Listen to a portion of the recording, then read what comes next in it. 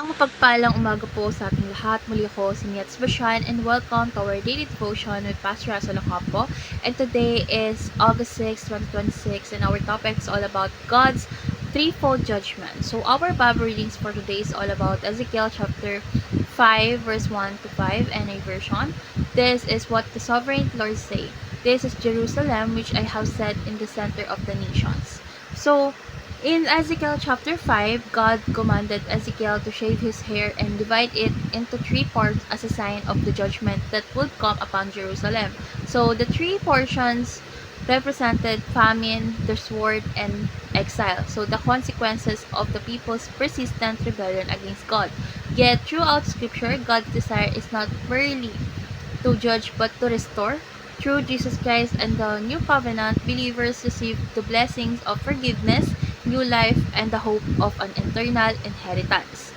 So let's go on to our teaching. First is God's threefold judgment are famine, sword, and exile. So these judgments reveal God's holiness and justice against persistent sin and covenant unfaithfulness. Second is God's threefold blessings are abundance, victory, and inheritance. So through Christ, believers receive spiritual abundance, victory over sin and death, and an eternal inheritance in God's kingdom. And last is God's requirements are love, obedience, and faithfulness. So God calls His people to love Him wholeheartedly, obey His word, and remain faithful throughout their lives. So let's go on to our application. First is understand the new covenant established through Christ's blood. So rest in the finished work of Jesus, who fulfilled the covenant on our behalf and secured our salvation.